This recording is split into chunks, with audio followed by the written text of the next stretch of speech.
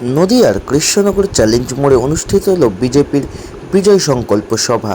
আর এই সভায় উপস্থিত ছিলেন কৃষ্ণনগর উত্তর সাংগঠনিক জেলা বিজেপির সভাপতি অর্জুন বিশ্বাস সহ 5 বিধানসভার বিজেপির প্রার্থীরা।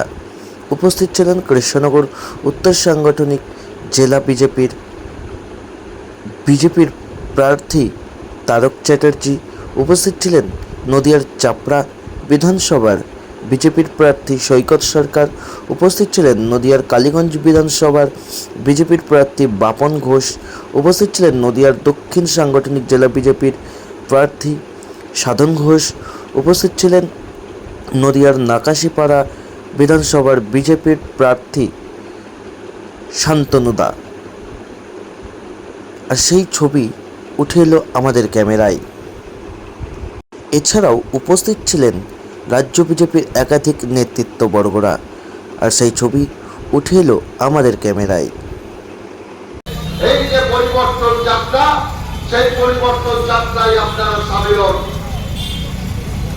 তৃণমূল কংগ্রেস নিয়ে যে রক্তের হোলি খেলা তৃণমূল কংগ্রেস পশ্চিম বাংলার গণতন্ত্রকে আজ যেভাবে কংগ্রেস, সেই তৃণমূল কংগ্রেসকে পশ্চিম বাংলা থেকে বিদায় জানাতে যে পরিবর্তন, এই পরিবর্তন ভারতীয়, এই পরিবর্তন পশ্চিম বাংলার মানুষের পরিবর্তন।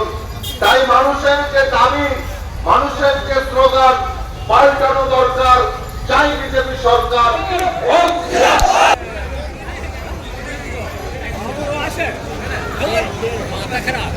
নমস্কার।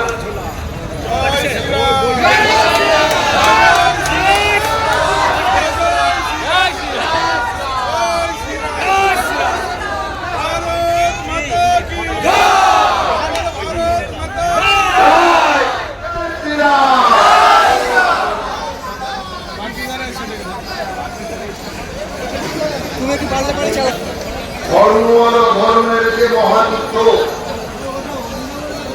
যার নাম অর্জুন, সেই অর্জুনকে সংগঠনের জেলায়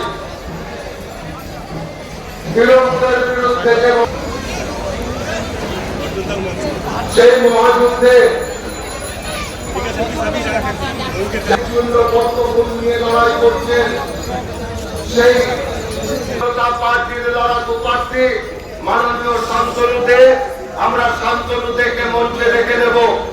আমাদের মধ্যে উপস্থিত হয়েছেন কৃষ্ণনগর দক্ষিণ বিধানসভার ভারতীয় জনতা পার্টির প্রার্থী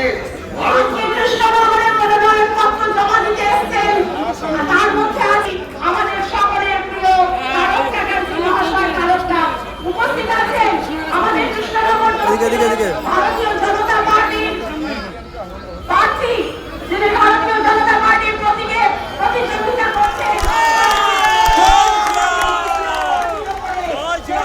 হামলা করেন তাহলে আগামী দিনে ভারতীয় জনতা পার্টি বদলাতেও জানে, বদলা নিতেও জানে। তার জন্য